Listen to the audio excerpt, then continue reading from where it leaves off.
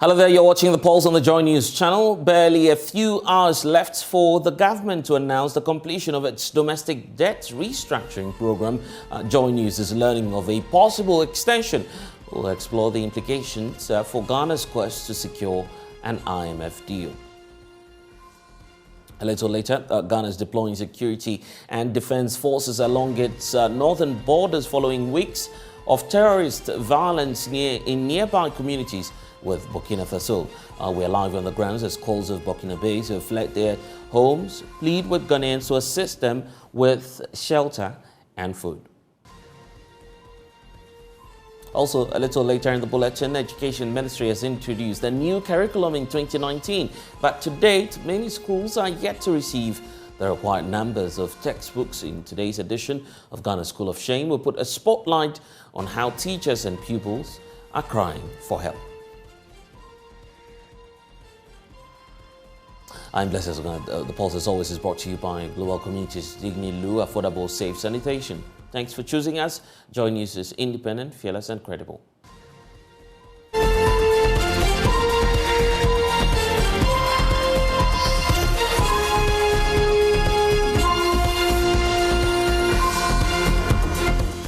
Well, this afternoon, JoyNews is learning of a likely extension of the domestic debt restructuring program deadline.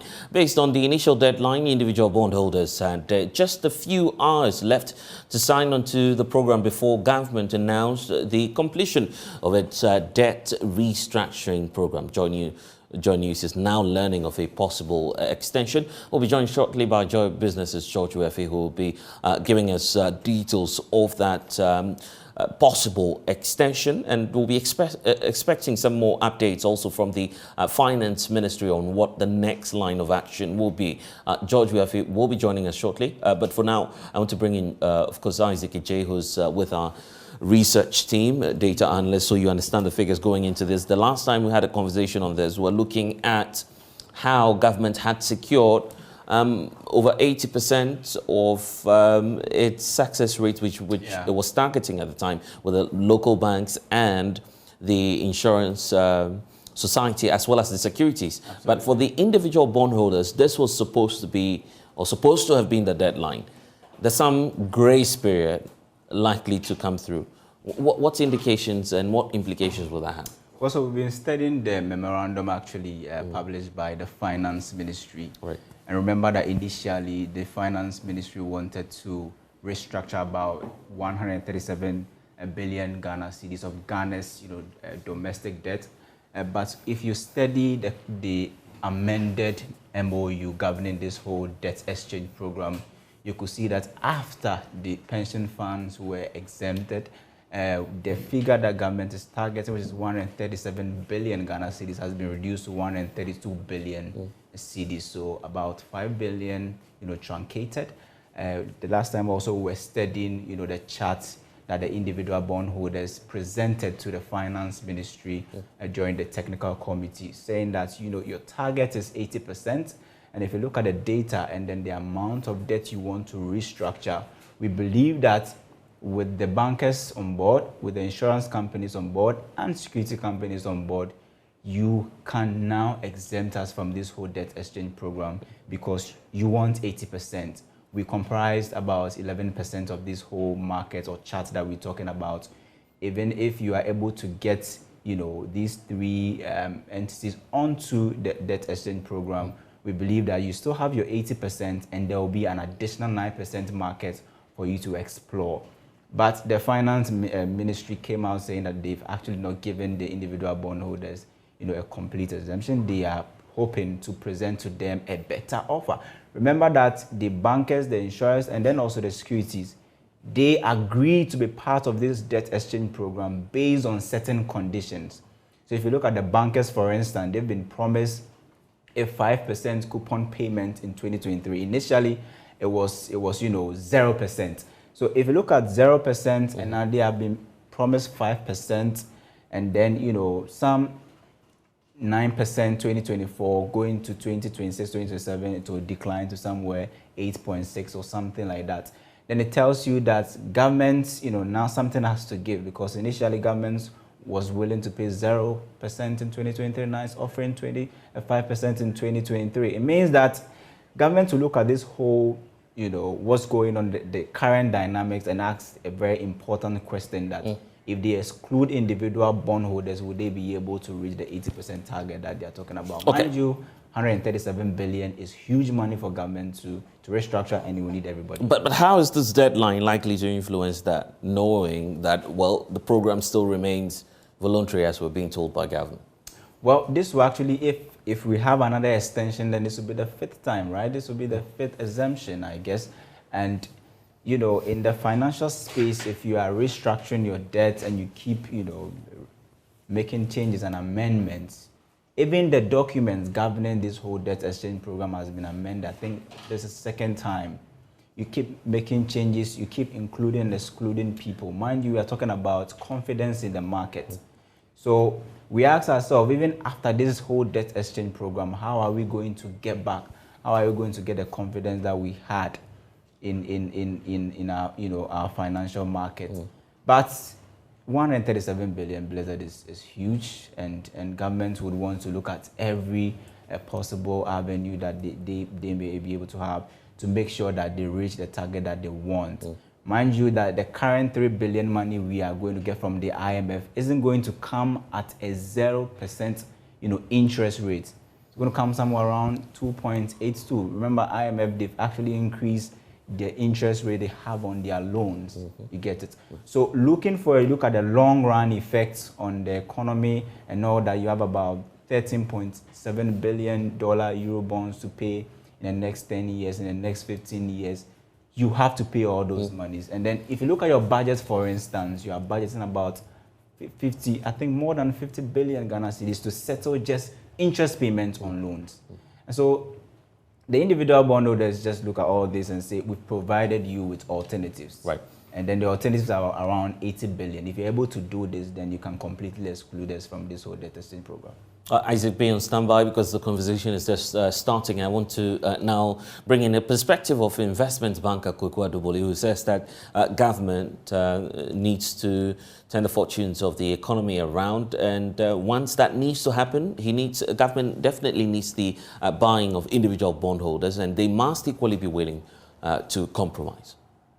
What is structurally happening is that everyone needs to get on the bus, which says a government cannot pay 21% interest.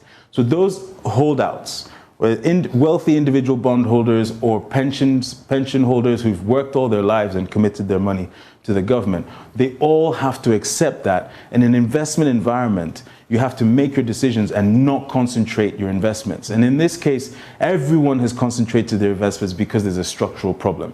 So the government is trying to get people to move across so that we can have a more sustainable picture going forward. We'll pay you interest, we'll have government bonds, but we're only going to pay you 9-10%. I think that ultimately there will be some people who will be exempted, and I suspect they'll be exempted on maybe on welfare terms. So we could say there's a threshold below which you're exempted. So let's say if you have 250,000 cedis worth of government bonds, then you're exempted. We'll allow that to Everything pass. above goes through the process. And we're doing it purely because you're a senior citizen, you've contributed your whole life, and actually we can afford to make sure that you're well. So is government between a rock and a hard place? I mean, to the extent that they can't even do anything about this? Try and work with the figures and allow the exemption? I think that the government is doing something about it. The conversations that are happening now, which have resulted, by the way, in some pretty good improvements to the terms. Okay, so now they're paying a 5% coupon, right? For 2023. And everyone has agreed that the new blended rate is going to be 9% after 2023.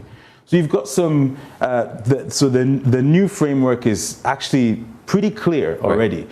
If you get some extra additional exemptions inside it, that's great. The one thing I would like to say is that it's very important that people understand if you actually choose to exchange your debt, right, then you benefit from the fact that the balance of people, the 80% who are accepting the debt exchange program, ultimately are going to come back to the market, right? They're going to bring their money back to the market into the new instruments. So the new instruments will start to appreciate, right? It's happened every single time. Well, even as we speak, Ghana's debt portfolio continues to rise. Of course, Isaac J is still with us, so we'll delve into the figures very quickly so we can just get a sense of where we are now. 557? I think we should make it $500 billion. Dollars. $500 Ghana cedis, okay. That's actually that's significant. Yeah. So if you look at the data as of, I think, September 2022, November 2022 actually, we're somewhere around 400, I think 61 billion Ghana cedis. And now we are hovering around 575.7 billion cedis. It simply means that in a span of just 2 months, in less than 3 months, we've added more than 100 billion cedis to our debt stock. And as we speak, our debt stock is, if you compare it to GDP, percentage of GDP is more than 93%. So you ask yourself, as a country, if you produce goods, everything that we produce as a country, if we say we are going to use the totality of that to pay our debt, we're going to use 93% of that to pay debt. Mind you, usually, your GDP is way above, your revenue is way above, your tax revenue and all that. So if your entire GDP to debt is around 93%, and then if you compare your tax revenue to your debt, I'm sure this would be a staggering figure to be more than 120%. If you compare this to how much you want to raise this year with somewhere around 130 something billion Ghana cedis, is way above that. So government's in a very tight position currently that they need the fiscal space to make sure that the 61 billion deficit that they are projecting for 2023, they are able to cut it down because currently they are looking for ways and means to fund first quarter expenditure. And if you look at what's going on in the treasury bill market, you see that people are now, going to the treasury bill market to buy a lot of securities over there. So government needs the money. They have to find ways and means to even fund their first quarter, expenditure, because monies are not coming in now. You are just anticipating that by the close of the first quarter, you get some revenue.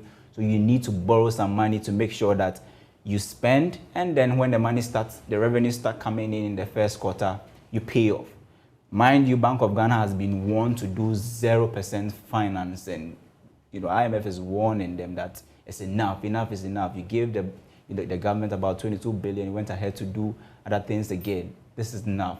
If you continue this way, then inflation is going to go up. If you continue this way, inflation is going to go up, and then you may be forced to actually keep hiking the monetary policy rates around 28% currently.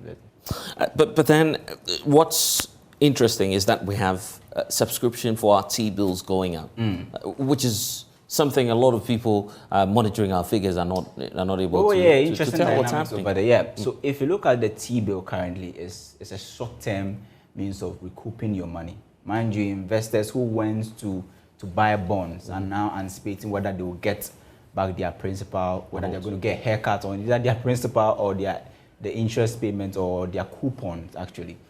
So they want to find ways and means to recoup their money.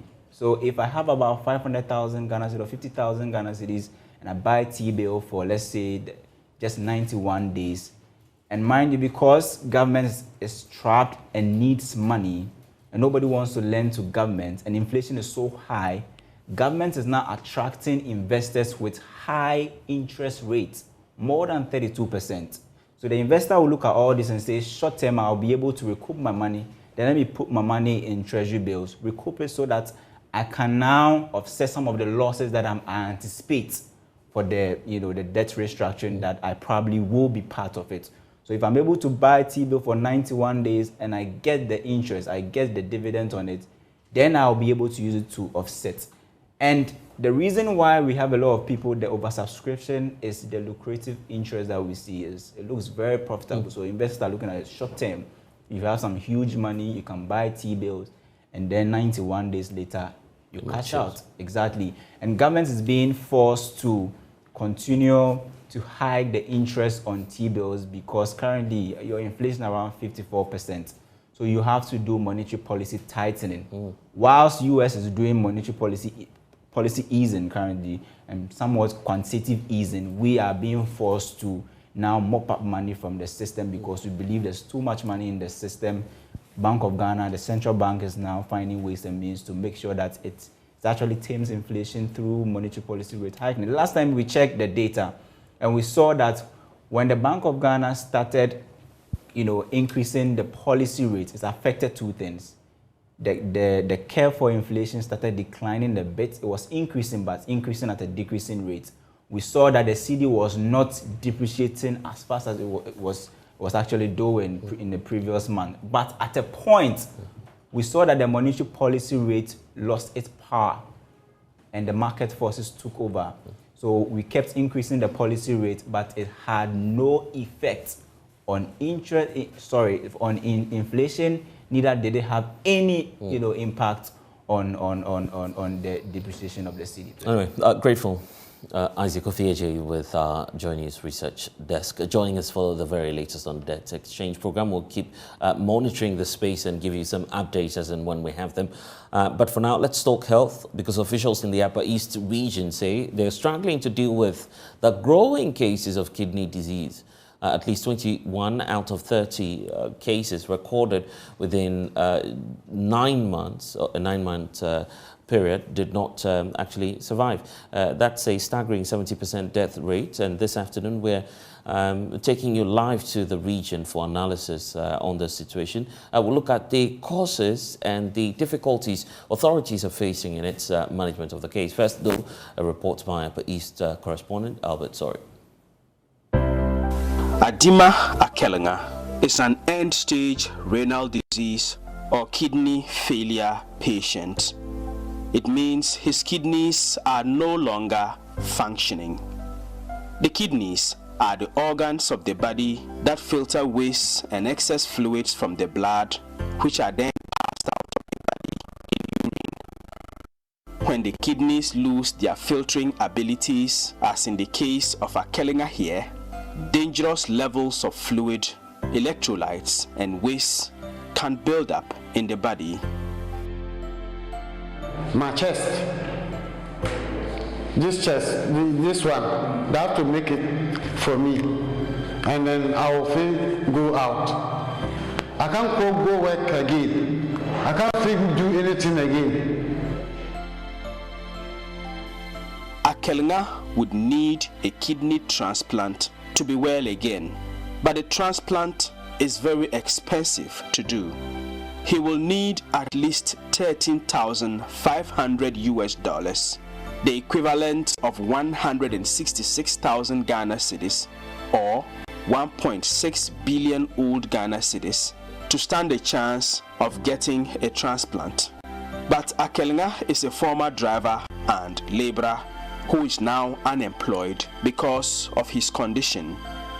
First, I'm doing road work, construction. Labor, I'm driving. Because the sickness, they say I can't come. I want to build a house. Now I sell all the blocks, all my zinc. I sell it because this sickness.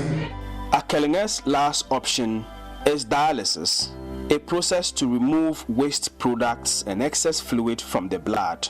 This involves diverting the blood to a machine to be cleaned. Dialysis is also quite expensive, but it is a far cheaper option than a kidney transplant. They are performed in hemodialysis centers located in well-equipped hospitals. But the Upper East region does not have one of these centers, not even in the regional hospital in Bolgatanga. Akelenga, therefore, has to constantly travel from Bongo, where he lives, to Tamale in the northern region to have his dialysis performed. It is an expensive routine. Plus the Lord fell, all I will spend 5.5. Always the one I go make the dialysis. I will buy things. I will buy these things. I will buy this medicine. It be 90 cedi. And then the cost it be 40 cedi something. Even this one I not get buy. Somebody buy for me. They say I have to come 1 week 3 times. Because the money no day. So I always go 2 times for 1 week. There are many patients like Akelinga with an end-stage renal disease who have to bear similar costs traveling from various parts of the Upper East region to Tamale to get dialysis. Many are not able to afford it and die as a result. Between March and December 2022 alone, over 30 kidney disease cases were recorded at the Bolgatanga Hospital. According to Dr. Emmanuel Akatibo, a physician specialist at the Bolgatanga Hospital, at least 21 of the patients died.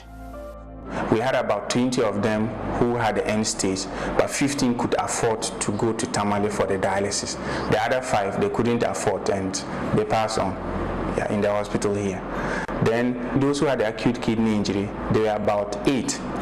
4 were from maternity, like the women who delivered bled a lot and then their kidneys were shut down, they needed dialysis. So by the time we could organize to send them to Tamale, they passed on. Then the other 2 were from the medical ward itself, who had acute kidney injury from a very severe infection and then needed a dialysis. Unfortunately, when we spoke about referral to Tamale, gathering money for the ambulance alone was a problem. So by the time they were ready to go, by that time it was too late. So out of those who had acute kidney injury, we had about 6 deaths as at last year. For those who had the end-stage kidney disease, who were going to Tamale for the dialysis, 15 of them we lost along the way. That makes it about 21 patients out of. There were even more than 30, but the others, they were at a stage where they didn't need dialysis. So those ones, we monitor them on OPD basis to make sure they remain where they are. He says the situation could have been managed or even averted if the Bolgatanga Hospital had a hemodialysis center. When I came and I saw the staggering number of people with kidney disease, and I said, no, this is no longer about a disease of maybe the rich or only those who have money who can afford it. So long as they're able to go to Tamale to do dialysis, it means that we have a good number of people who can afford it. And having that huge number with kidney failure is a lot. And what about even those who develop what we call the acute kidney injury and needed just some dialysis support, like 3-4 sessions, for the kidneys to recover, and then they don't need to be on it for life? We just have to watch on and say, maybe because the numbers are not many, we allow those people to die. Is that serious? In the absence of the hemodialysis center, nurses at the Bolgatanga Hospital have to help temporarily manage patients like Akelinga until they are able to gather enough money to travel to Tamale for dialysis. But even that is quite challenging for the nurses. Ayamga Ayariga is a critical care nurse at the Bolgatanga Hospital. To treat the particular infection that has caused the person to get an acute kidney injury, you at the same time have to perform the functions of the kidney on their behalf, and that requires that you do so with a renal replacement therapy, specifically hemodialysis. That has to be done with hemodialysis machines. Unfortunately, in our setting at the moment, we don't have that. Management of the Bolgatanga Hospital has therefore initiated a campaign to raise funds to set up a hemodialysis center at the hospital. Brand new machines are quite expensive, but majority of dialysis centers in Ghana, mostly they are refurbished machines, and we are looking at price range between 60 to close to 100,000, depending on the year model you may be able to get. So at least we are even hoping that at least even if we get 4 machines to start with, the reason being that there are certain people that when they have certain type of infection, you can't let them use the same machine with somebody who doesn't have that. And we are looking at between 800 and something to close to 1 million Ghana cedi. If we get that, I'm sure most of the things we want to do, at least to start with, we'll be able to do with the 4 machines. Adima Akelinga appeals on behalf of all patients with kidney failure in the Upper East region. If the dialysis is probably here, that will be fine. We are plenty. You're suffering. This thing is war us. So I don't know what I will do myself. So I'm begging. So if government will help us, it should help us and make for us. And then it should come to Bulgaria here. If I get it. Donations may be sent to the account details listed in this flyer put out by the management of the Bolgatanga Hospital. The phone numbers here may also be contacted for further inquiries. Albert Sorry, Joy News, Bolgatanga. Let's stay on this a bit. Let's take you live now to the region. For more on this, Dr. Emmanuel Akatibo, a physician specialist at the Bolgatanga Hospital, is also with us. Of course, is our regional correspondent, Albert. Sorry, Albert, thank you for joining us. First of all, how did you get to know about the situation, and what update are you able to give on this? Yes, so the management of the Bolgatanga Hospital decided to involve us journalists in the story because, just as you heard in the story, they initiated the campaign to try and get the hemodialysis center for the Bolgatanga Hospital. So it was the management of the hospital that had contacted us to see if we can highlight the story, tell the story of the plight that patients like Akelma that you just heard are facing, having to travel to the northern region to get dialysis. So that's how we got to hear about the story. So for now, what's the critical need of the hospital which could basically solve this problem? Yes, so if you look at the Upper East region, it has grown in population over the years. And from what the doctor told us when we interviewed him for the story, one of the things he said was that usually because there is pressure on government to try and refurbish all hospitals across the country, there are needs like this hemodialysis center that they are not able to do. So normally the government tends to put centers like that in areas where they feel there are higher numbers of people with kidney injury problems.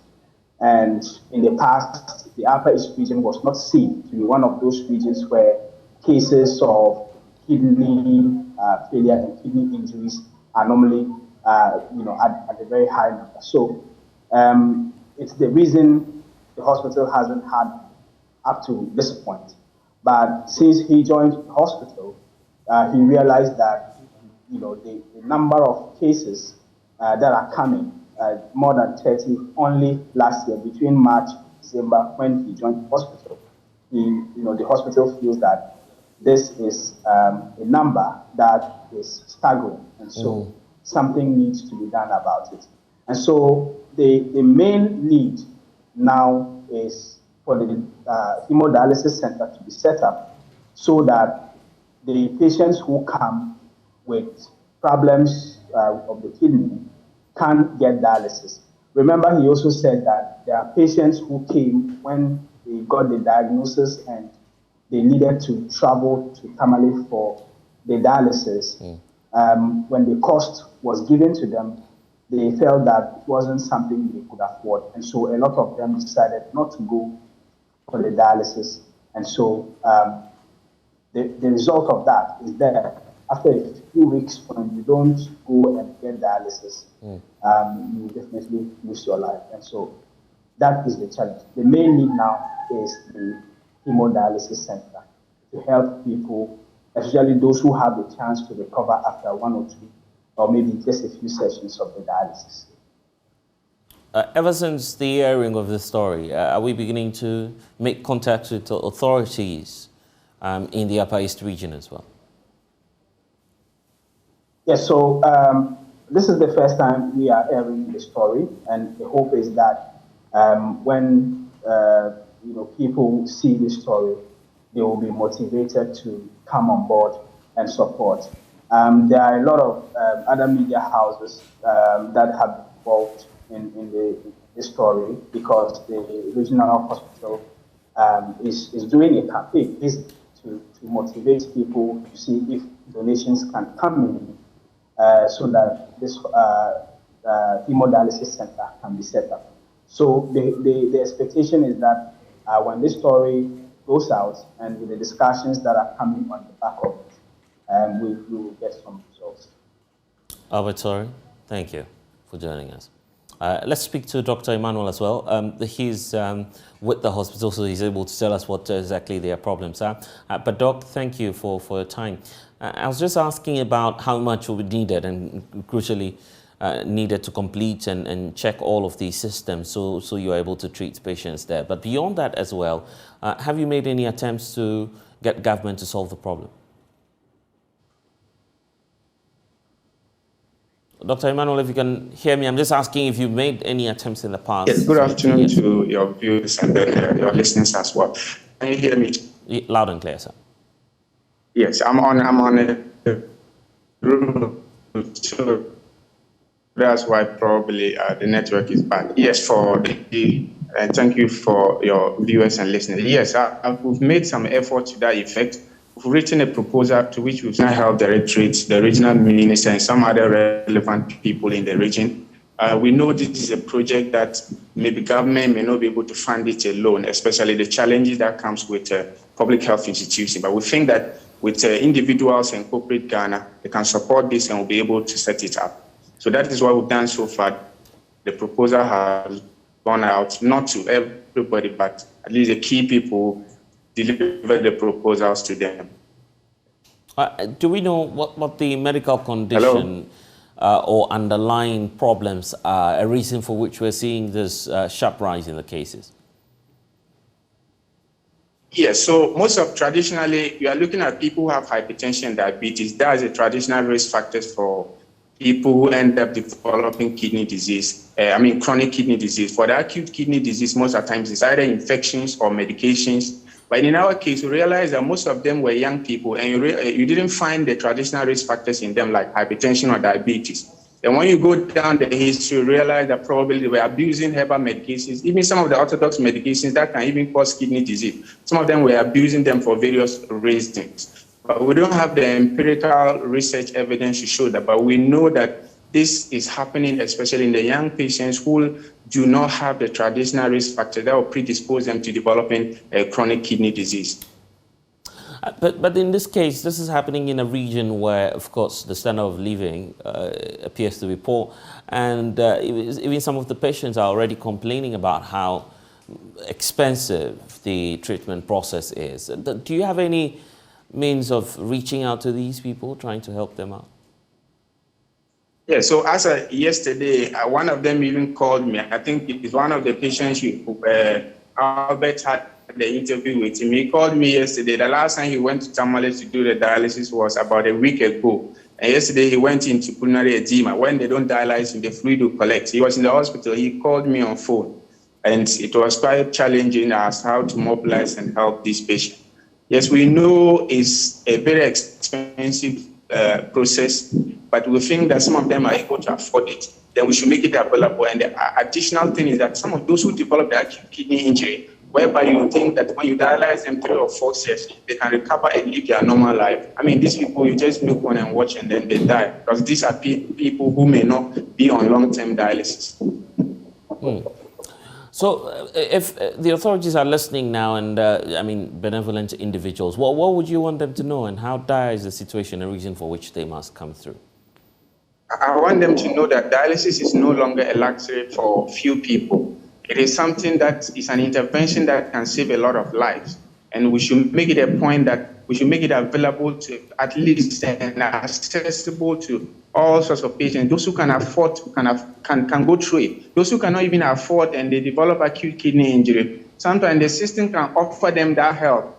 Then probably later on they will be able to mobilize money to come and pay. Otherwise, if you talk about referring them to the nearest point of care, which is Tamale, taking the ambulance alone will cost some of them more than 1,000 cedi. That could have been used for the first session of dialysis. And this is something that when you talk about transfer, they will just think that that is the end of the story, and they wouldn't go. But you know very well that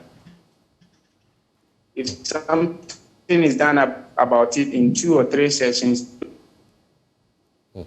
Apologies there. We've lost Dr. Emmanuel Akatibo, but point well made there. You can also be a part of that process just to support the regional hospital in the Upper East.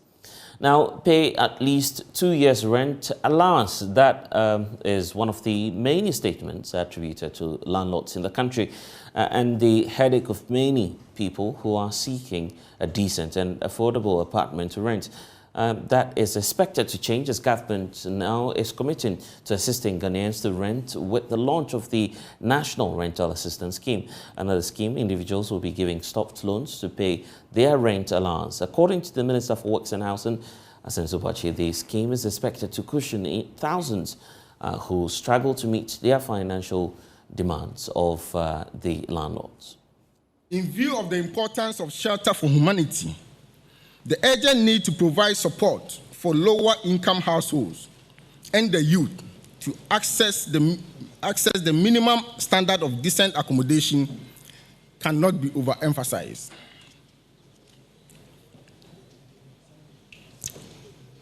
Currently, there is no mechanism by which eligible households, including the youth, can be supported to access decent rental accommodation and to effectively protect them from undue exploitation.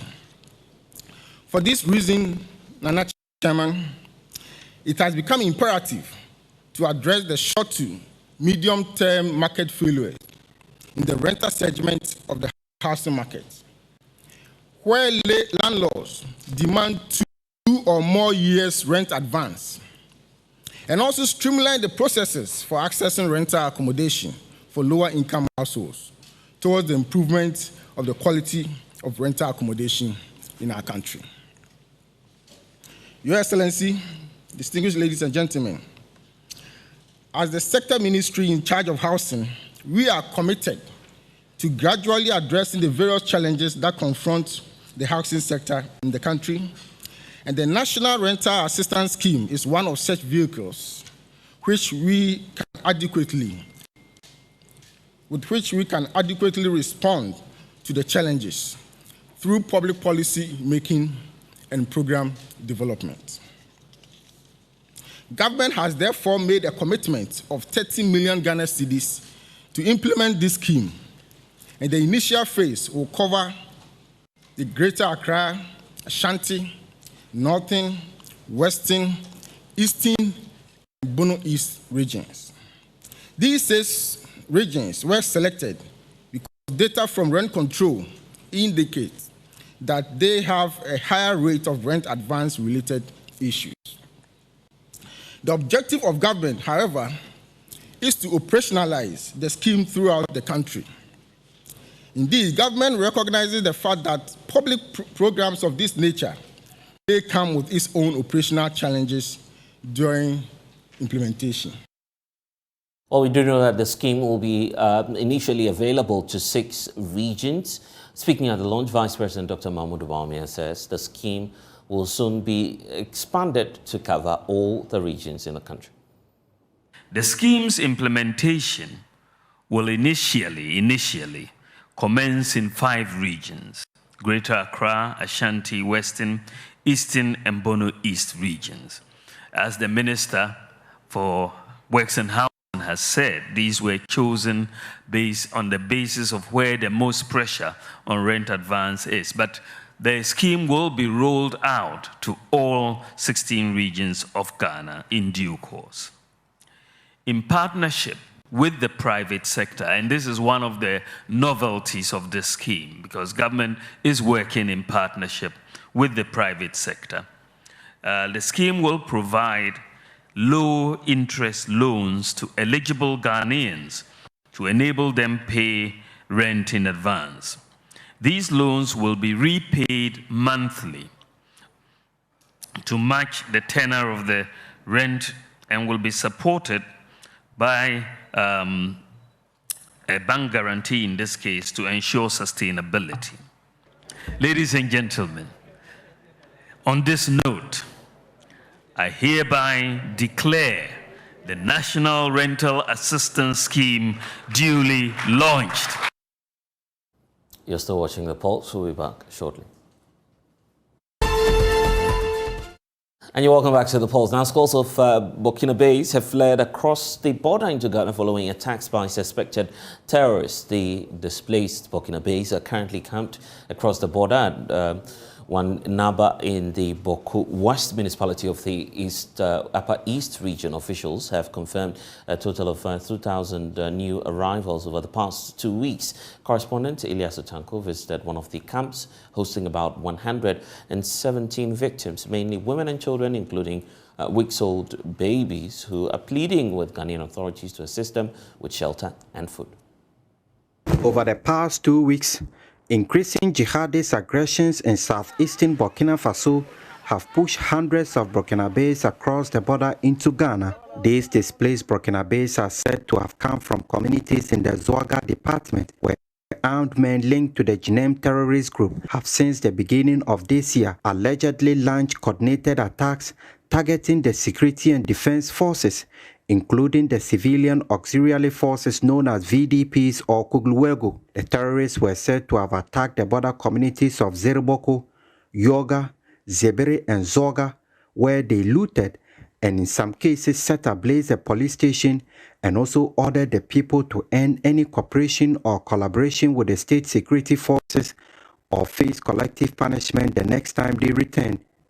Panicked by the terrorist invasion, these Burkinabés decided to flee to Ghana for protection, with most of them arriving in the Upper East regional border village of Wenaba near Zebila in the Boku West municipality.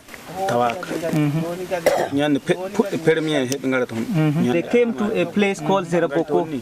There's a mining place where they came on Friday. Before the Friday prayer, they occupied the place, according to what he heard from the people. And they have guns, they have motorbikes and everything. They talk to the people that they want those who have the guns, that they heard that there are some people here have collected the guns. They want them and the soldiers. They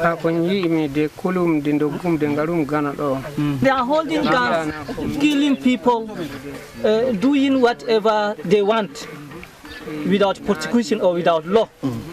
So that is why they came there. And some people tell us that they are killing people and the people are all running, and I also ran and passed the come to Widnaba here to save my life and my family's. According to officials in the region, over 2,000 new arrivals were recorded in the past weeks, in addition to about the same number already in the region since July of last year. This Fulani settlement on the outskirts of Wenaba village is one of the locations hosting the displaced Burkinabés. There are about 120 refugees here, mostly women and children, including this 90-year-old woman and weeks-old babies. This 70-year-old woman said she was brought here by her children after the attack by the terrorists.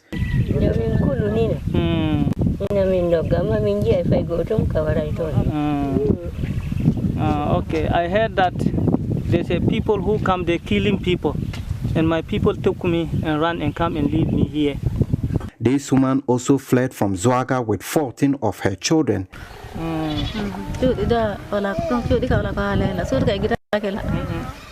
came there at Sogah, and we heard that they go and face the soldiers or the police, and they all also run and they go and burn their police station, and the people from all Sogah are running, and that's why we also run and come here. It was observed that the refugees here, since their arrival more than 2 weeks ago, have been sleeping under trees alongside their belongings with no decent shelter. Ilyasu Tanko reporting from Wenaba on the border with Burkina Faso for JoyNews. Well, the latest on this is that Ghana security and defense forces have taken up a position along the border with Burkina Faso following weeks of terrorism violence in nearby communities of the neighboring country. The Upper East Regional Security Council held an emergency meeting with top security commanders of the National Special Forces on the ground to reassess the situation along the border. Correspondent Ilyasu Tanko is currently at the border, interacted with some of the top members of the Regional Security Council and is joining us now. Ilyasu, what can you report about the situation as we speak? The security have still reassessing the situation along the border. As we speak, there have been men that have been deployed already. We have men that are already at the borders, but we've seen some the intensification of security activities along the borders. What we do know is that many parts of Burkina Faso bordering the country, there have been terrorist attacks over the weekend, and so a lot of Burkinabés who are displaced are currently fleeing across into Ghana, and most of them are currently arriving at the border village of Winaba, where we have security forces currently on the ground patrolling the area. They've also been a meeting with a lot of stakeholders, including members of the Fulani community, because we understand most of the refugees coming into the country happen to be Fulanis, and so the security forces are holding meetings with these stakeholders to ensure that they will help them bring the situation under control. And I'm just wondering how we're handling the refugees who are crossing into the country. What are the security agencies doing about that? Well, this is the second time we are having such huge number of refugees coming into the country. Somewhere last year, in July,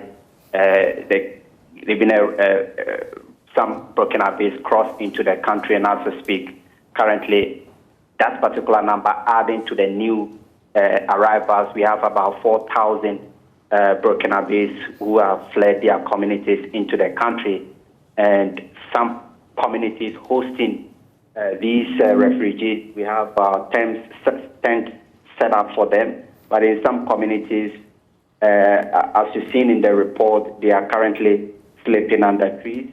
They do not have shelter, and in other places too, they are suffering the challenge of shortage of food supplies. And so, yes, it's been difficult for the local authorities in the area to deal with the influx. And the community members too, as well are also raising concern about their security.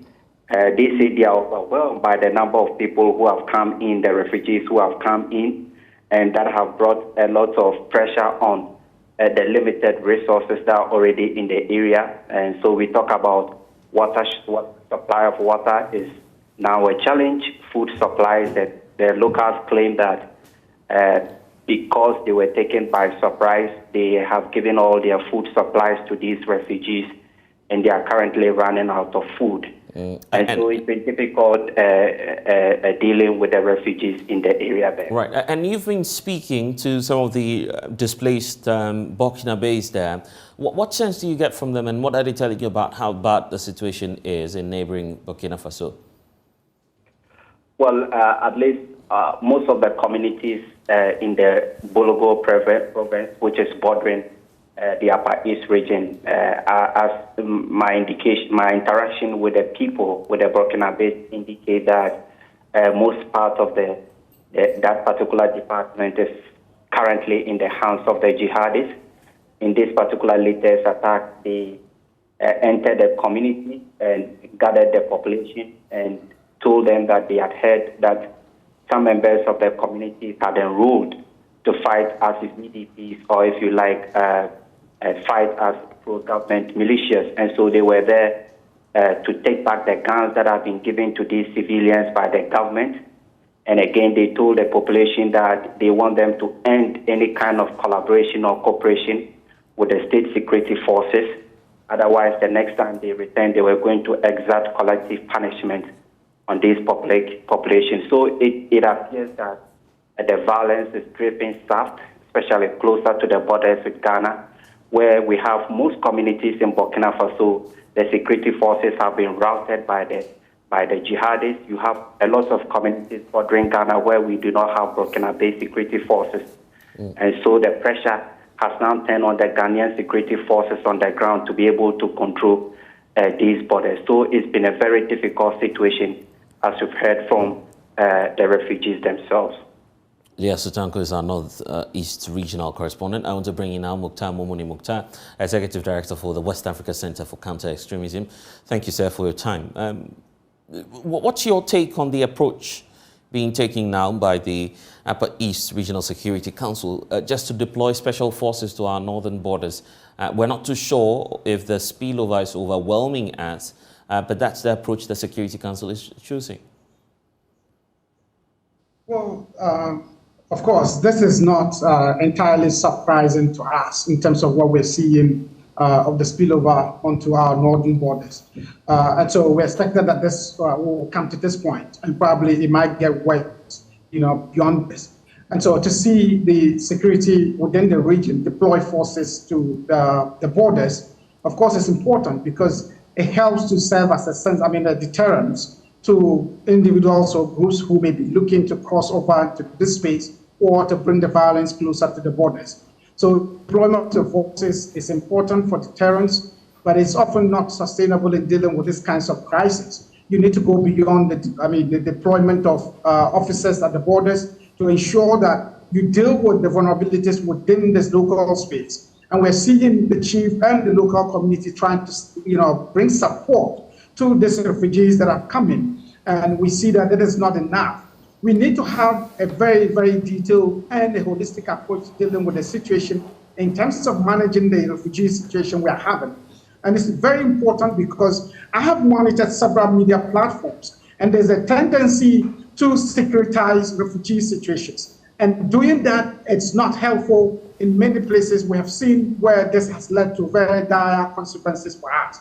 And by that, I mean, when people ask questions about the situation, they are asking whether the refugees do not pose a threat to us. They are asking whether they are not individuals who may be infiltrating, terrorists who may be infiltrating these groups of people who are seeking refuge here.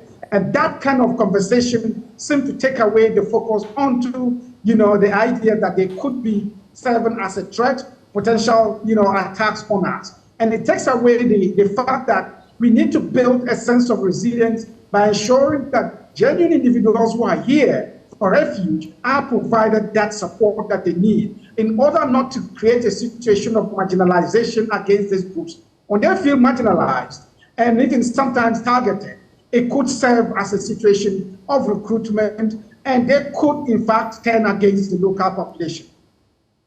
That will come at a cost to us as a nation, not so? Surely. And that's why it's important that we do not wait. We do not wait till the situation escalates beyond our capacity to handle. We need to come full circle. We need to have, come to a common page. When I say that, I mean the state security services have a template which they operate. We need the local population to be on the same page with the local security and the state security in terms of how do we handle this situation? How do local community members engage these populations that are coming in? Do we see them as a threat of people who need support from us? How do we ensure that we support local police to ensure that they do proper profiling of all the individuals who are coming in, to ensure that only genuinely, refuge-seeking people come into this space? At the moment, we don't have that kind of blueprint to engage the refugees or the security around the refugee situation in the north. And I recall that last year, as part of your report on violent extremism, you pointed to how porous Ghana's borders could be a factor in fueling what's happening now. It appears that it's coming to play, isn't it? Sure. When we issued the report in May last year, of course, it led to several other things. Subsequently, we saw the government respond in many ways, including the launch of If You See Something, Say Something. Of course, this was meant to ensure that we work in the local population in dealing with this situation, in dealing with vulnerabilities, and how we help preserve Ghana against terrorism. We haven't seen much of it, because what is it that you need to see and what is it that you need to say? And we haven't had enough education within the local population on that. The borders have always been very, very porous, and it's even much more vulnerable now than ever. We stated in our report how close Ghana is to the threat of terrorism within this region. And we indicated and we highlighted, actually, that Ghana has been much more closer than ever in our history. You saw that in November, there was an attack on a village called Bitu. Bitu is in the Burkina Faso. It's less than 50 minutes drive from Boku. It's actually closer to Boku than Boku is to Bogatanga. So that tells you how close we are to it. And subsequently, we had several other attacks in Burkina Faso that are closer to our border. And so all this while, we have always known that Ghana is very exposed and that Ghana is very close to the threat. And so we needed to do more than just having security or deploying forces along the borders. We need the local community to be worked in, get on board and understand what is it that they need to play to ensure we do not have the same situation on our hands, here. The president's comment on the Wagner groups comes to mind at this point when we're having this conversation. Are we having some of these ripple effects? Well, it's a very complex conversation. Of course, we all agree that this was not a conversation that should have been had at all in New York. It's very difficult to talk about a situation without politics. We are seeing there's a significant level of engagement with the Wagner forces that relates to politics. But more importantly, it has to do with security on the ground. And my family. Hello, Mukhtar. Mukhtar, if you can hear me, we've lost you on that point. I was just trying to find out if there are any connections to what's happening in Burkina Faso itself. We're having, for instance, the French forces leave, and the issue about the Wagner group and its operations closer to our northern borders is what I was asking you about earlier. Hello, can you hear me? Yes, precisely. We lost you on that point about the Wagner group and its operations near our northern borders. Yes, so the point I was making is that we do not have any evidence that the presence of Wagner forces in Burkina Faso is a direct or indirect threat to us here. We don't have that data yet. And in fact, indeed, majority of the leadership of Burkina Faso believe that engaging Wagner forces would be a great replacement or an alternative to the French forces and other forces that have been helping deal with the situation in Burkina Faso. And to the extent that they're seeking the removal of French forces and other forces that have been in Burkina Faso. To that extent, it tells you how committed they think that, the Wagner forces would be to dealing with the threat situation in Burkina Faso. So I think that we should have concentrated much more on our local initiatives here and also invoke the Accra initiative that actually prioritizes information sharing and coordination, intelligence sharing and cooperation with Burkina Faso and other partners of the Accra initiative within the region. That is a more effective and more holistic approach dealing with the threat. And so we cut out the politics of the situation that could undermine security efforts. Going forward, what should we be doing as a nation in terms of the proactive measures? Well, honestly, we've been doing quite a few things well. Just that we've been doing them in a very small way. We need to scale up. We need to expand our engagement with the local community. I've seen the state engage in different ways with the National Peace Council, with the National Commission for Civic Education, and the Ministry of National Security. We've seen the counterterrorism unit of the Ministry of National Security. But those efforts have to be expanded to ensure that border communities and vulnerable communities and the entirety of the Ghanaian population need to have adequate understanding of what the threat we're looking at is like, what roles that we can play in supporting security to deal with the crisis, so that we do not act in ways that undermine security efforts. We need to now ensure that the northern part of our borders, whilst we have security men deployed, we need to have adequate engagement on the ground to let local community actors, religious leaders, community leaders, traditional leaders, and youth, everyone know what role they need to play in dealing with this, looming crisis on our land. Finally, do you see that we have the capacity to contain this? It is not the question of capacity. It's a question of response. And we always argue that security incidents or events are less important than our reactions to it. How we respond to it is what determines our resilience and capacity to deal with it. Do we escalate the situation and cause fear and panic and undermine genuine security efforts? Do we over-prioritize certain areas and leave out certain areas? How much do we engage local population? There's a narrative that seeks to ensure that we engage everyone, the whole of society approach. How far are we doing with this? And on that score, I would say that if we are able to position ourselves well and respond appropriately, we would succeed in preventing violent extremism or terrorism on our soil. I'm grateful. Mukhtar Mumuni Mukhtar, Executive Director, West Africa Center for Counter-Extremism. Still on the SAB region, the West Africa Democracy Solidarity Network is urging the Independent National Electoral Commission of Nigeria to consider further expanding the deadline for the distribution of permanent voter cards, PVCs as they're called. On the 25th of February 2023, Nigeria will hold presidential and federal parliamentary elections with over 70 million people expected to cast their ballots in choosing the next leader for Africa's most populous nation. The West Africa Democracy Solidarity Network Group at a news conference explains that its pre-election field visit to the West African country reviews the deployment of logistics ahead of the polls is increasingly becoming a challenge for the INEC of Nigeria. But first, listen to our own former president, John Ajay Kufuor, expresses solidarity as Nigerians head to the polls. I take myself as an old friend of Nigeria, and I've been privileged in the past to lead, I think, 1 or 2 observer teams to previous Nigerian elections. The one that comes to mind immediately is the one that brought the current sitting president, President Buhari, to office. I led the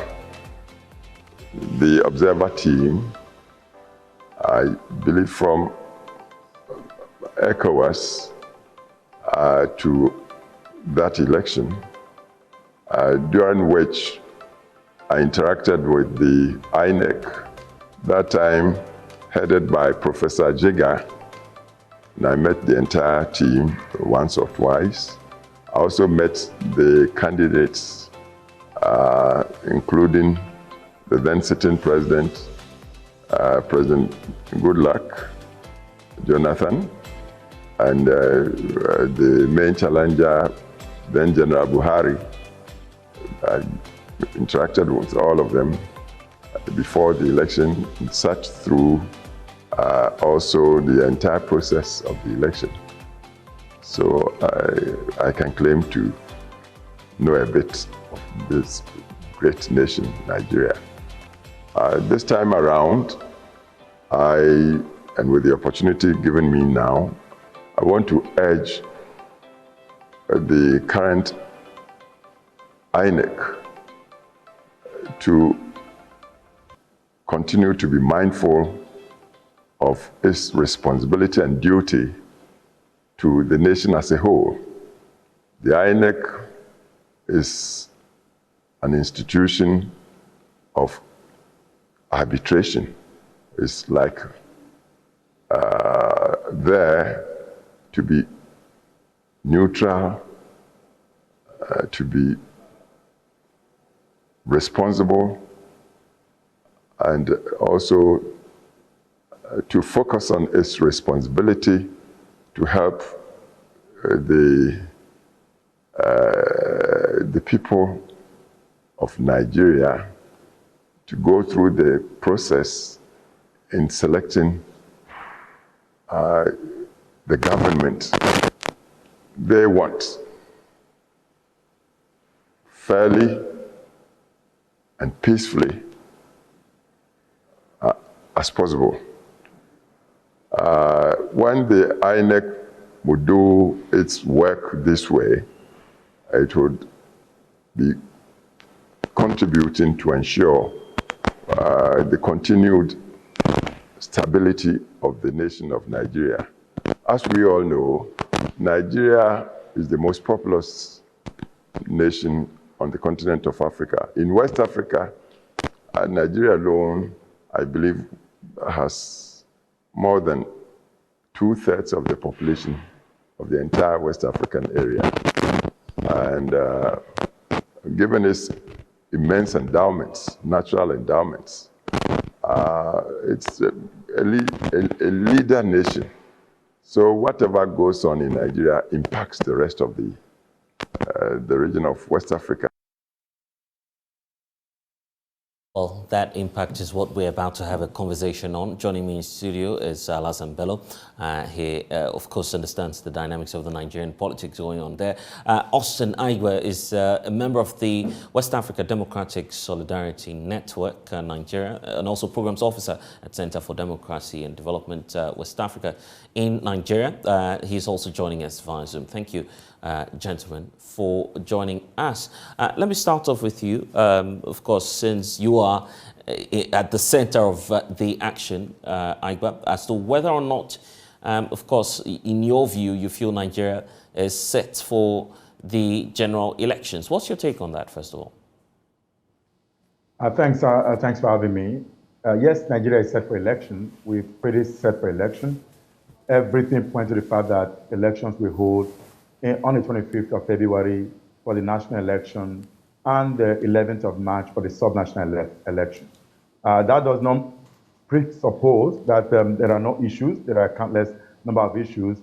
However, the election will go on as planned, and I believe that the commitment from INEC is enough to make this statement categorically. Having learned from other elections, particularly 2015 elections that the former president of Ghana talked about. The 2015 election, we were almost at the same point, even though we cannot truly say the same dynamics. There are some bit of differentials. However, there were security concerns, and that security concern continued to be a major concern as we head to this election.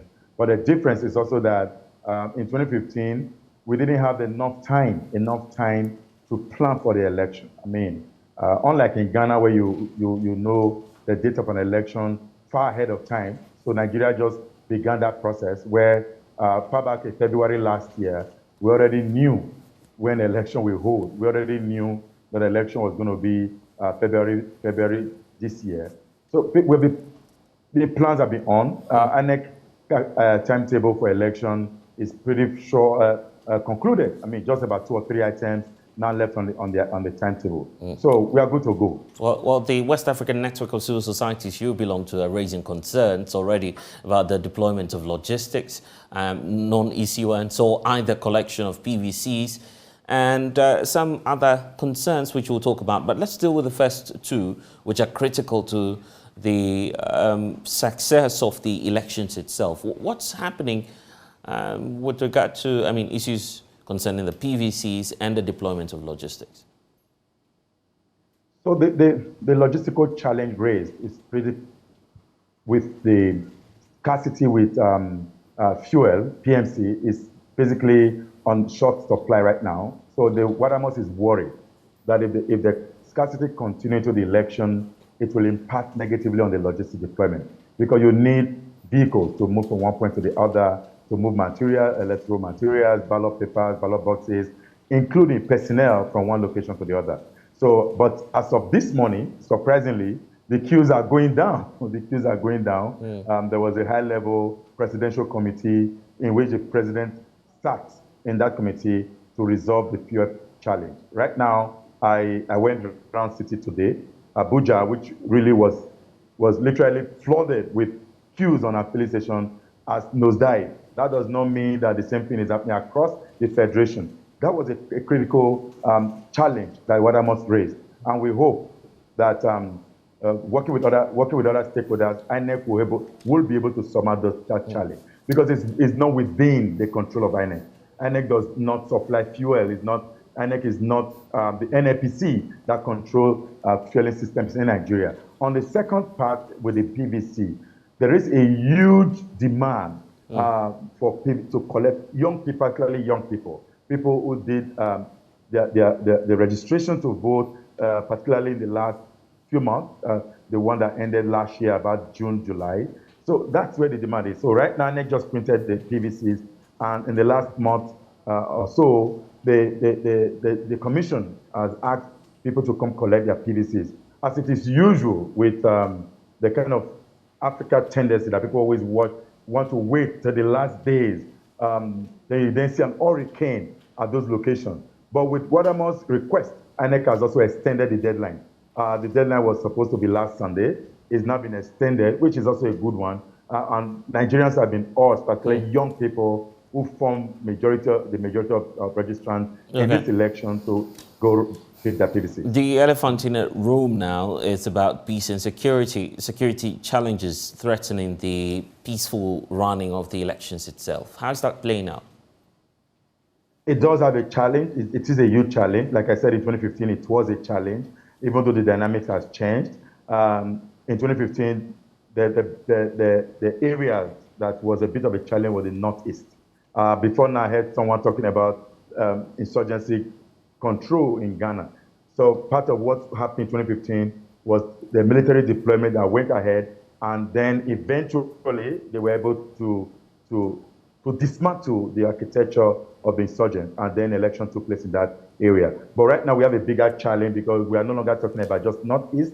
We're not talking about the Northwest, we're talking about North Central, we're talking about Southeast. In fact, technically, every part of Nigeria has a kind of challenge, a kind of security challenge that may impact on the election. However, and that's where the good news comes in, our constitution does not restrict that a certain number of voters must turn out to give legitimacy to an election.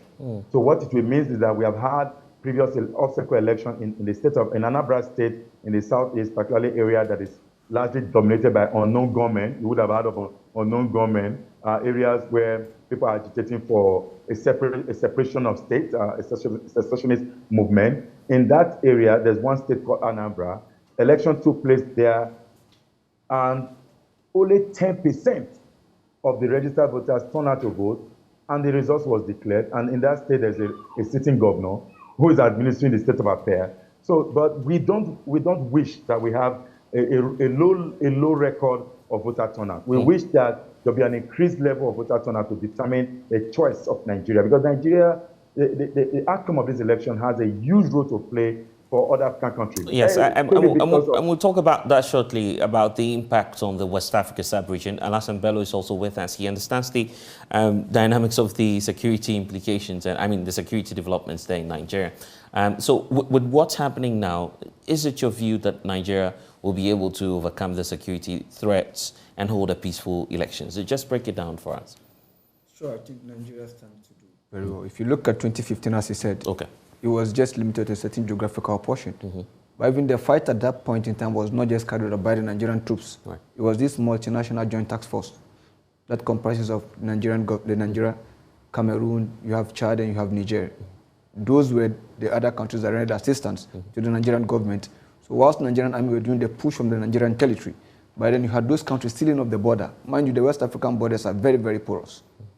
So they had to seal off the border. And we saw within a month, Nigerian army recapturing places that were outside state control, I think, for about 6 years or so. But then if you look at the fact that despite all the chaos in the country is relatively stable to a certain extent. That is a plus to the Nigerian Security Agency. And if you look at the size of the country, they are virtually outstretched. Because if you have the military operating in, I think, about 15 or more states, doing internal security operations, which is actually a domain of the police force, that should tell you the magnitude of the problem.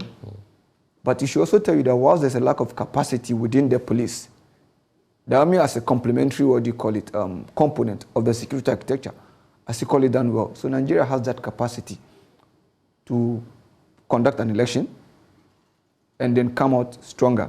But the only problem we have is now that the security challenge is spreading, and the locus is quite different. When you go to the Northeast, it is being carried out within the context of an Islamic insurgency. When you come to the Southeast, secessionist, where we have the Biafran agitation. When you go to Niger Delta area, it is more about resource control. And when you come to the Southwest, It's more about kidnapping and other crimes. So then the question is, how do you respond to this agitation? Because you cannot have a definite military solution to all. There must be dialogue. So the web is more complex now. It's more complex now. But the question is, who do you talk to? How do you address the situation? Because like he said, 10% legally could give you a legitimacy. But then it could also undermine your legitimacy, your credibility. Because the question is whether the people, those who abstain from the election, did they really abstain out of genuine security, what do you call it, situation, or they were just out of the lack of alternative where they felt that dissolution from the system? They decided not to vote. So you need to weigh the two. So how do you identify the problem? If it's about out of dissolution with the system, then there's a bigger problem. The INEC of Nigeria, came up with the initial idea of postponing the elections. Then the chairperson came back to say, well, I feel we're set, we can still go ahead with the elections. The February 25 timeline, does that sit down well with you, looking at the complex nature of the security situation in Nigeria? Well, I'm sure as an insider, he knows more than we do. So for him to have given us assurance that it could be held on the 25th of February, I think is first of all something we should work with. And likewise, if you realize that the 2015 election was postponed, but people thought it was an insurmountable challenge, very difficult to do. But then we saw smooth running of the election. So the EC has a track record that can be relied upon to give them the benefit of the doubt. So let's see what happens come 25th of December. But the issue of security, insurgency in itself, could become a political tool that could either play in for whichever political party is seeking to, of course, win the next elections. What are the key concerns in terms of security that will play out? A reason for which the political parties, many will be expecting that they would formulate policies around that. Well, if you look at the narrative of the ruling party, it's like they have improved security in the Northeast, which is a fact. The security in the Northeast has improved. Boko Haram is no more in control of large swathe of the country. But then for whatever plans they have in that part of the country, you have an Achilles heels across the other part of the country. So how do you just oppose that? Another thing we need to look at, if you look at successive opinion polls, Peter Obi seems to be leading on the polls, even though you have a huge undecided voter population. But then Peter Obi actually rely on the southeast base as a stronghold. And that also happens to be PDP's stronghold in the 2015 general election. And then, there was this Monday sit-in where the militant prevent people from going out on Mondays just to show their presence, kind of demonstration of their power. So the question is, if the insecurity causes a low voter turnout, won't it impact on the fortunes of the candidates? And then insecurity in the Northeast will impact negatively on the fortunes of Peter Obi, despite the fact that he's leading per the opinion polls. And mind you, in Nigeria, precisely, the North has always enjoyed more voter turnout than any other part of the country. Interesting dynamics there, Alassane Bello with his perspective on that. But Austin, and that's where I want to bring you in as to how this electoral exercise will be inclusive. Alassane has just pointed out the complex security situation in Nigeria. That may deter more and more people from coming out and participating in the elections itself. So in your view, will that not affect the quality of what's supposed to be a democratic exercise? Yes, it probably does have an implication in terms of inclusivity, but not to hold the election is worse off. So can we then say because of insecurity, we just allow the current regime to stay their constitutional timeline? Of course, no. There won't be a constitutional challenge because the current regime administration must, as of law or constitutionality, hand over to a next president on the 29th of May this year. So election is supposed to hold in February so that there's enough time to have maybe legal issues and all that before handing over. So the question about security, like Alassane said, yes, you see, that's why I said just now that we have challenge across the length and breadth. There are other undiscussed issues. Right now there's a huge poverty rate in Nigeria. Poverty itself is built conflict. That's on one side. So while the Northeast is gradually or has gradually reduced, there's a tension, a security situation that is beyond anyone's explanation in the Northwest, talking about states of Kano. And the Northwest actually has the highest number of registered voters. They determine who become president of Nigeria because of their huge number of votes. However, Peter Obi winning Southeast alone is very inconsequential. It has the least number of registered voters. The poll that San referred to is not a Southeast poll, it's a Nigerian poll, which means somehow is accepted across beyond the Southeast area. If it does rely on Southeast only, because that's where it comes from, is from the Southeast, actually it's not going to make any big deal. The same way in the Northeast, the candidate of the PDP, Atiku Abubakar, is from Northeast where you have supposedly the reduced insurgency situation in that area. The candidate of the ruling party is from Lagos State, where the Southwest state. And the Southwest, across the country, we have situation of kidnapping.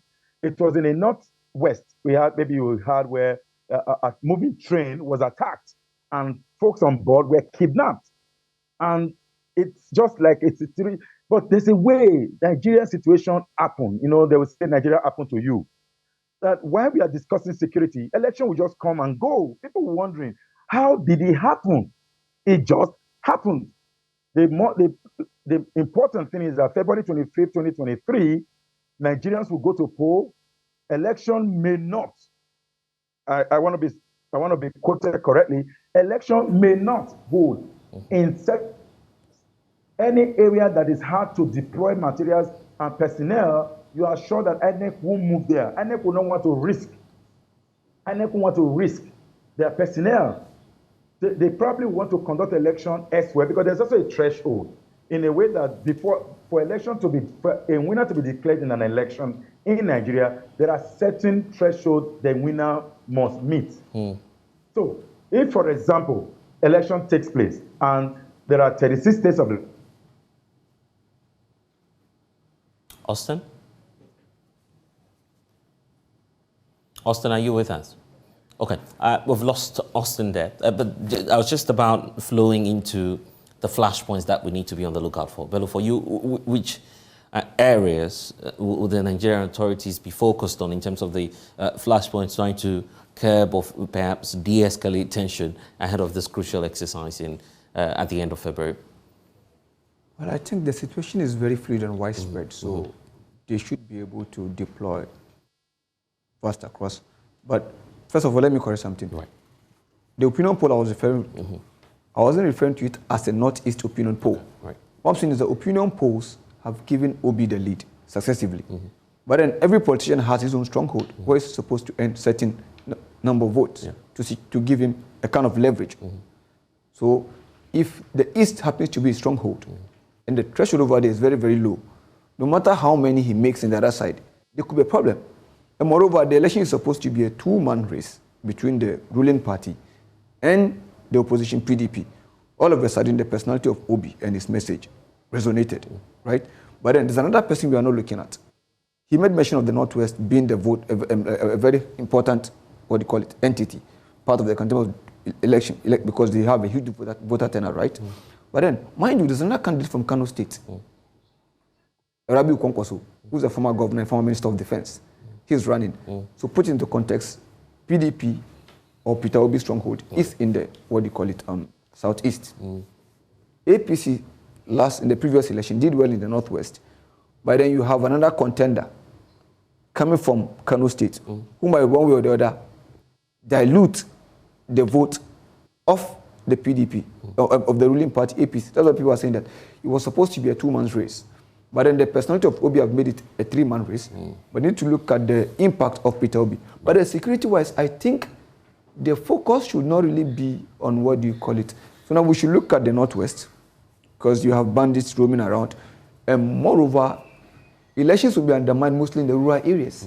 Because if you look at banditry in Zamfara State, Kaduna State, Kano State has cited, they are more prone in the rural areas than the urban areas. But the problem now is that, what about the IDPs? who have been displaced from their, what do you call it, due to insecurity. How do you include them in this whole process? But by and large, I'm sure that you're predicting that there will be a peaceful process. Sure, and we hope it is. And then looking at the previous election, despite the security challenge, Nigeria did well. So we hope they will replicate the same success and then. Alison Bello, thank you for joining us here on The Pulse. But barely 24 hours after claiming journalist Lateef Idris was not tortured by any policeman, the Attorney General's office is aggressively pursuing settlement talks. State Attorney Nancy Rita Asiama literally begged the court for the case to be put on hold. She made it clear, and a similar request on Monday, but the court directed that the trial commences shortly after the attorney questioned the journalist's claims being assaulted by the police, insisting that no such thing happened. Here's our court correspondent, Joseph Akablé, explaining what transpired in court today. Attorney General had on Monday told the court the police service had been urged to pursue settlement as an option. During cross-examination of Lateef Idrisu, however, an attorney at the AG's office had insisted the journalist was not assaulted by any policeman. Mr. Idrisu dismissed the claim and maintained he was beaten by many policemen. So I feel the pains in my head, because that's where they used the butt of the gun to hit, and my rib, and in my right leg and my chest. Why they hit your chest too? Yeah, they were hitting me all over, so these are the areas you feel pain, but generally how are you feeling? my neck as well, yeah, because of the slaps, you know. On Tuesday, the attorney Nancy Rita Asiama told the court she had been instructed to plead for an adjournment while settlement talks are pursued. Justice Redu pointed out the case could progress while an attempt is made to reach an agreement. The attorney pleaded for the case to be put on hold.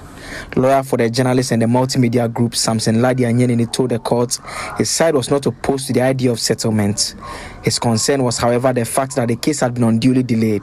Justice Redu urged both sides to pursue the settlement talks without taking an entrenched position. Mr. Anyenini pointed out at this stage that certain comments made by the police were problematic. He made specific reference to court documents in which the police had claimed the assaulted journalist was not suffering from any medical complication. Justice Redu advised the police to consider getting an independent examiner if necessary. She stressed that settlement is always the best approach. The case has been adjourned to March 16, 2023. The court is to be briefed on the progress of the settlement talks.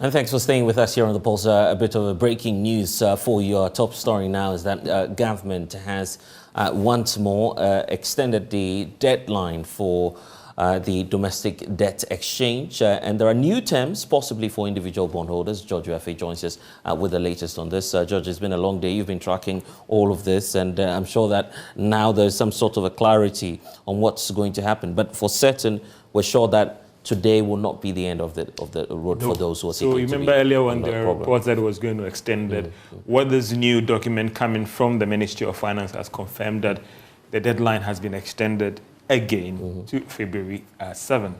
And then that will be the sanction date or something. And then in terms of the settlement... So this will make it 6? This would be the third extension. Okay. The third extension. So in terms of the settlement day, you're looking at February 14. If you go through the statement that the Ministry of Finance has issued as well, there's what they call or what they described as enhanced benefit for individual bondholders. And let's just do the reading, and maybe later we can do the analysis as well. So that's what. So it said that the government of Ghana has made significant progress with all stakeholders, including the financial sector industry associations and representative groups of the individual bondholders, with respect to their participation in the domestic debt exchange program. Government hereby announces the following updates. Now, based on the agreement reached with the Ghana Association of Banks, Ghana Insurance Association, and the Ghana Securities Industry, and their new terms for the exchange has been accepted. Revised and the final memorandum of understanding will be released on Thursday, That is February 2nd, Okay, 2000. and when they say revised here, it raises a lot of questions, because what we know is that government has secured a clean deal with these three individual groups, the bankers, the insurers, and then the securities. If you could go back, the letter and the spirit of the law and all, when you read the initial statement that they were jointly signed, what was contained in those statements said that institution based on A a condition. has agreed to sign up. Right.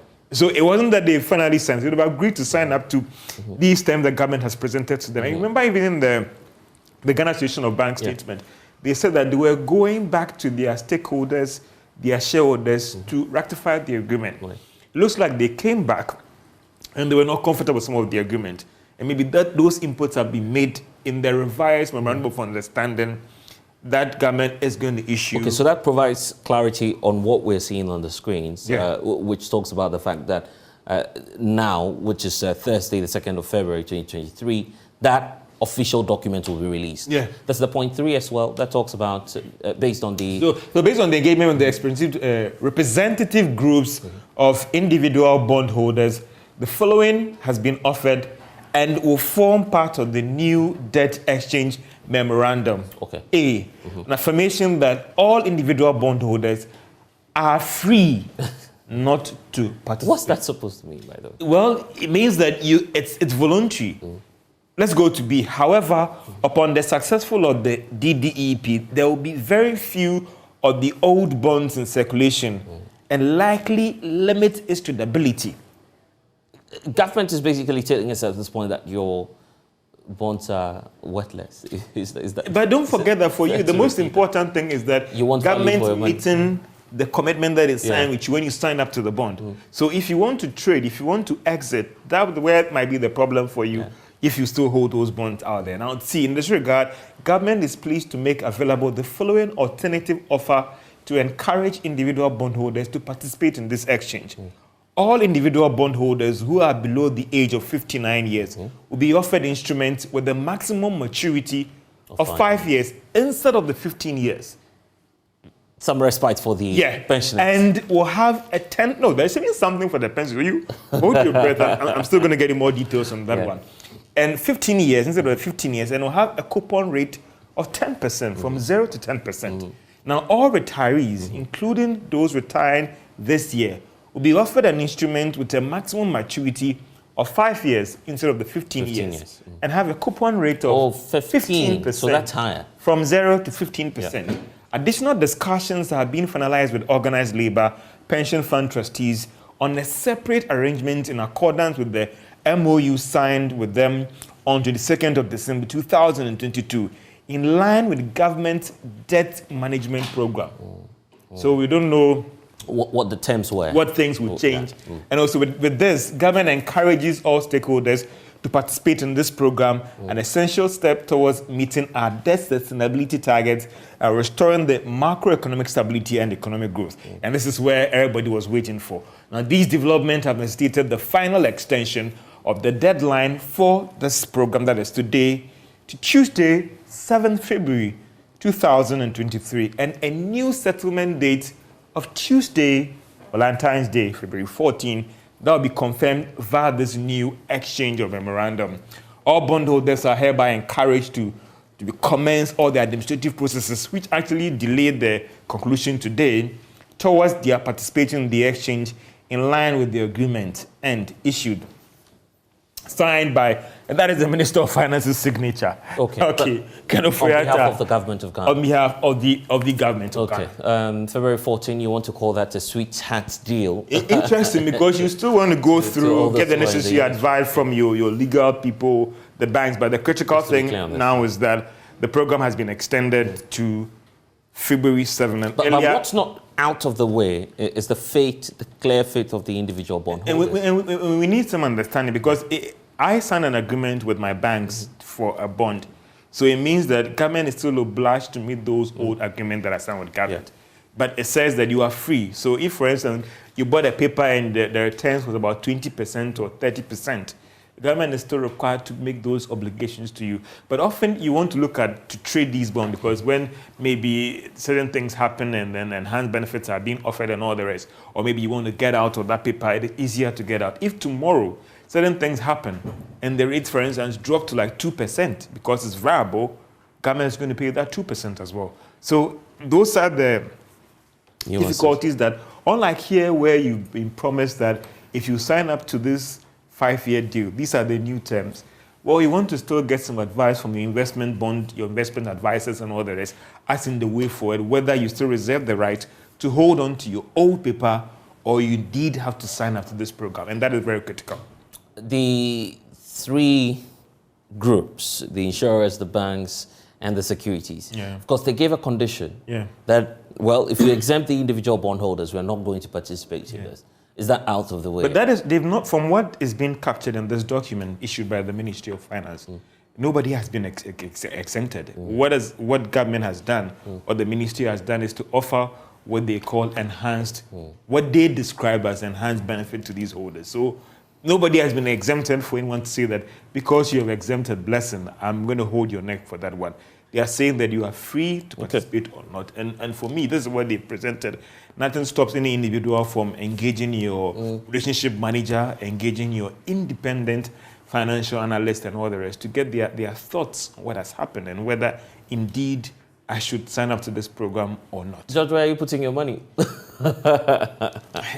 It's still 8 days yet. I still want to in terms of advice, get some more education on the issue before that decision is taken, whether I should sign up to this program or I shouldn't sign up to this program. Voluntary is what it's being termed, so you make that decision. Of course, make sure that you consult really well. That's where we draw the curtains at the polls here on the Joy News channel. And don't forget that you can get updates on the story that we're just bringing to you at myjoyonline.com. My name is Blessed Sogah. Next is Let's Talk Showbiz. Apologies for not bringing you, of course, Ghana's Schools of Shame. We'll do that next time.